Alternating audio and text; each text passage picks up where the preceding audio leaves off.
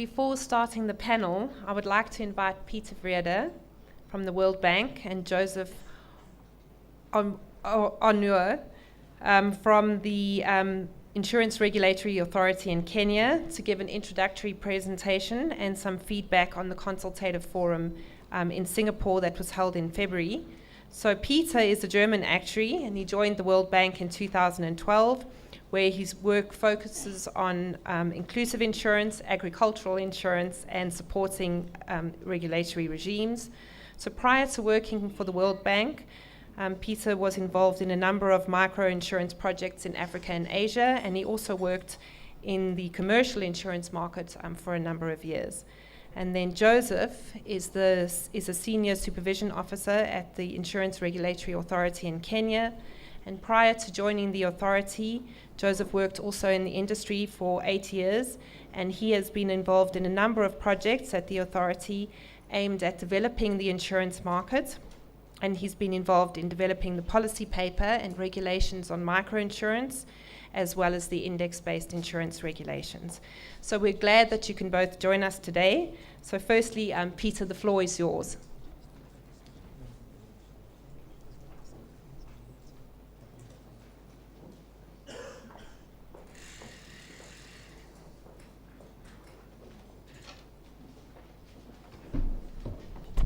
Thank you, Janice, and thank you everybody for having me here and for joining with us this afternoon.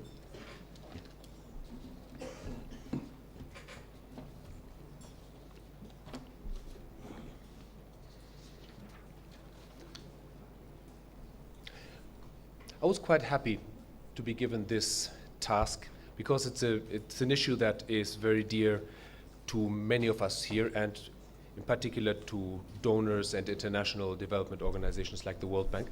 Hannah, would you mind clicking on? And I thought I'd start by explaining why this topic is important to us. And it's because the situation of farmers is different from that of most other people. Farmers are exposed to an awful lot of risk, particular risks beyond the ones that all of us are exposed to.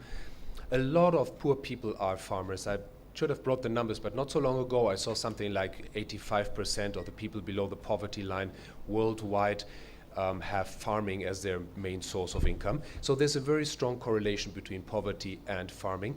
Most farming is done by small-scale farmers, so it's not only a social and employment matter, it's also quite relevant for food security. That we have something to eat depends to more or less degree on the fates of these small-scale farmers. They're the ones who have the least resistance to climate change and all sorts of other vulnerabilities. They tend to be in areas where they're more exposed to natural disasters, and they suffer from access to credit. If they only were able to invest in better technologies, better inputs, they could increase their productions considerably and could find a way out of a miserable, low-income life more fast. Can you read more or less, all of you? Is it readable or is it too small? You are in front. I'm just in front, yeah, that's intelligent, sorry. I'll try from here. So there's some facts and figures about what I've been mentioning so far. For example, the cereal yields and how different they are in Africa from Asia and elsewhere, and how much room for improvement there would be if farmers only had the possibility to farm better. I mentioned that they lack access to credit. Now, how does insurance come in there? Because lenders are not so comfortable with the specific risks that farmers face. And they prefer more often than not to provide credit to farmers, which means they have to take the remains of last year's corn harvest and continue planting that, and they use less fertilizers and less pesticides than would be useful to develop better productivity, not even to talk about technification or mechanization. Now, the good news is agricultural risks would seem to be quite well insurable. More easily, I would say, than, say, unemployment or exchange rate risks or market prices or other availability of electricity, let's say, other worries that low-income people have. But the bad news is there's not a lot of agriculture insurance so far. Can we have the next slide, please? So these figures are from a book that the World Bank published in 2008. It's not terribly up to date anymore, but it's still worth reading. Government support to agriculture insurance. What it shows on these graphs down there is that while the penetration of non-life insurance is pretty low already in most parts of the world, the penetration of agriculture insurance is much, much smaller, especially in places like, well, upper or even lower middle income countries or low income countries, which would cover most of African countries. So there's very little agriculture insurance so far. Furthermore, most of the agriculture insurance there is conventional. It's not index based. And that means that it doesn't work for the small scale farmers that we're talking about. Now, maybe I should explain that connection. And stop me when I'm getting boring, but just to remember, index insurance is different from conventional insurance in one very important way. The payment of a claim is not directly linked to a loss, but only statistically. So take car insurance, for example. You crash your car, somebody from the insurance company comes, has a look at just how bad the damage is, and depending on that assessment, you get paid. And that's how agriculture insurance works in most cases. You have a hailstorm, you have a flood or drought or pests or whatever other risks are insured. Somebody from the insurance company in Germany or Spain or Canada goes, has a look, and then determines how much payment you deserve. That is one of the fundamental ways of insurance to work, but that doesn't work for small-scale farmers because these specialists are rare in most places, including in Africa. You can't just send anyone to assess crop damage, and you can't easily send them across the country because remember, small-scale farmers are scattered everywhere in Uganda and in Zimbabwe and in Mozambique. So just getting the expert there is difficult. When crops fail, it tends to happen at the same time. Usually there's crop cycles. So you have to have a lot of these specialists all over the country at a very short period of time, and you just can't do that. So the consequence has been agriculture insurance is not offered even to small-scale farmers. And add to that underwriting, so somebody usually goes and has a check before the policy even issued and priced. That's expensive as well. And that's where index insurance comes in. That's the key that opens the door, and that's what attracts so much donor excitement and industry passion about it.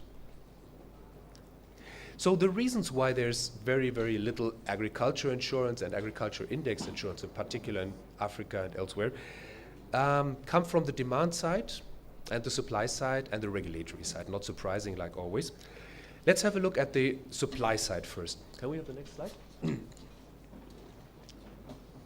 So you've all seen something like this. You know that insurance premiums are made up of quite a lot of things. Most fundamentally, of course, that's the amount of claims that you expect to pay, but there's things like administration expenses and distribution expenses and cost of capital and taxes and profit margins and probably forgetting something. This is particular to index insurance, if I'm not wrong, because, yes, I included the cost of data. That's something you don't usually have to factor in for car insurance, let's say, or life insurance, where mortality tables are provided free. You may have noticed, so in the version I'm having here, half of these things were printed in red, and that was important to me. I don't know if it's you can see it on that side. In French, it's red. In English, you don't see the red. And that's important. Why? Because the ones that are noted in red there are the ones that relate to scale. Take training of agents, for example. If you want to launch a new product, you have to explain to your sales force some fundamentals. You have to print some marketing material, you have to print policy conditions, and that comes at a certain cost. If you only sell 100 policies, that cost is very high for each single policy. If you sell 10,000 of these policies, the cost per policy of training your agents becomes comparatively lower. Or take the most fundamental principle of insurance, the law of large numbers, which you could translate, simplifying, in the more comparable policies you have in a portfolio, the more predictable your claims ratio will become. So if you only have 150 policies of index insurance, and I know insurance companies in Africa who have a portfolio of 150 indexed insurance policies, the predictability of your portfolio's claims ratio will be very low. You'll have to add a lot of safety margins, and you have to have quite fail-proof reinsurance. That adds to the cost. If you have 50,000 agriculture insurance policies in your portfolio, your confidence about the claims ratio is a lot better. That helps you reduce the margin for deviations and may also help you with the reinsurance cost, because amongst others, you're more attractive to the reinsurer than when you come with 150 policies. It's similar for the cost of developing the product, and especially in index insurance, you have considerable upfront costs. You need to bring in experts to do a lot of number crunching, get hold of data that may or may not be readily available. Then you need to have calculation agents. So there's a fair amount of effort that goes in upfront. If that effort has to be recovered from 100 or 1,000 policies, it doesn't lead to sustainability. If you can spread the cost among 50,000 or 100,000 policies, that's much more sustainable. Problem is you don't know that when you start. But the point I'm getting at here is that there's a virtuous cycle between scale and affordability. The more policies you have, for the number of reasons I've mentioned, the more affordable, the smaller the premium is, the more attractive it is to more people, and you get yet more scale. And you've got the other thing as well, a vicious circle. The less policies you sell, the more cost you have to add into it, and then the cost gets higher, less and less people buy it, and you probably will end up withdrawing the product from the market. Now, how do we get into this virtuous circle of scale and affordability? Maybe, yes, that's right. I thought this is a good moment to talk about the role of governments. You'll see in a while that there's a lot of players, stakeholders in the value chain, but I can't think of another line of insurance where governments play quite as prominent a role.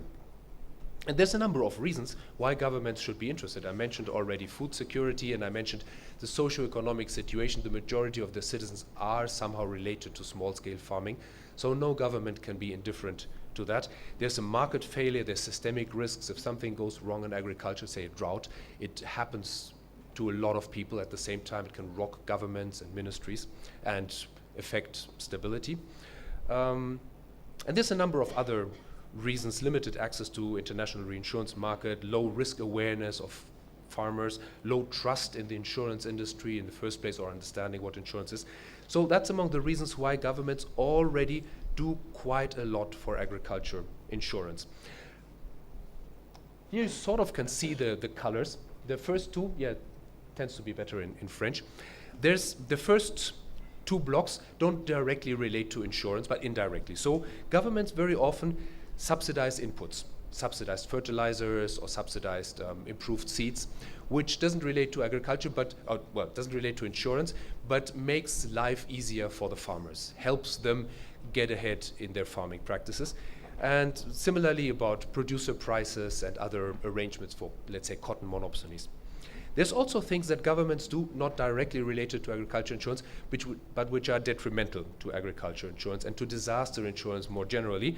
And the worst of that is emergency relief or disaster relief. It's understandable when there's a big drought, floods, mudslides, or earthquakes.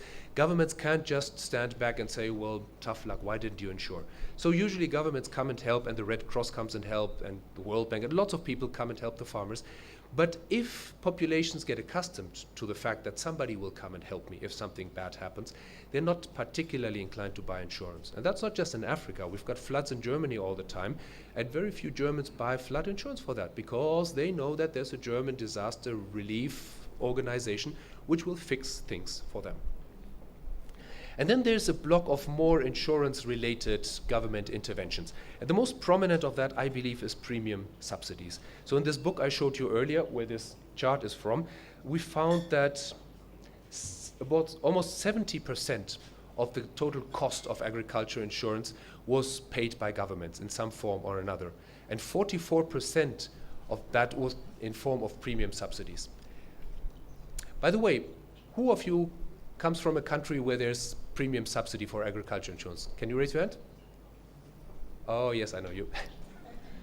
Okay, that's one thing. The other thing that governments do to help kickstart agriculture insurance is to establish insurance companies in the first place. Very often the insurance market is not too interested. I remember in Angola, I was there maybe 1.5 years ago, the Minister of Agriculture had invited all the insurance companies and said, we really need agriculture insurance here. And they said, well, what's in it for us? Why should we do it? I don't think anything has come to the market so far. But other countries have taken a more proactive approach. Again, anyone here who comes from a country where the government has set up an insurance company or partners in one? Oh, okay, see? And maybe my last question, regulation of index insurance. That's something that more and more jurisdictions are thinking about. Who comes from a country which has or is discussing to regulate index insurance? Thank you. Thanks for your support. So that's just a couple of examples. You can hopefully read the other things. Research, access to meteorological data tends to be a sovereign thing. So there's a state meteorology agency, and even if a donor trust fund comes to a place and sets up their own weather stations, and we've done that with the World Bank because there was just no weather station there, we still have to buy the data generated from these weather stations from the National Meteorological Agency. So they're an important government stakeholder and can be an obstacle or a facilitator. But governments are not the only player in the value chain, as I mentioned. They may perhaps be the most important, I'm not sure about that. But let's have a look at everybody else who comes in. Did you expect to see quite so many? Actually, I was surprised myself. I've been working on agriculture index insurance for quite a while, but when I sat down to write it all up, and that doesn't even include the policyholders themselves, and this is particular to index insurance. One of the reasons why you don't see so much of it around, because you need to get a lot of people working together in sync. It's like an orchestra. It's not just a trio or so. You need to have, and here I listed some of them. You need a lot of historical data, and I think Agrotosh will probably walk us through in more detail about all the relevance of all these stakeholders.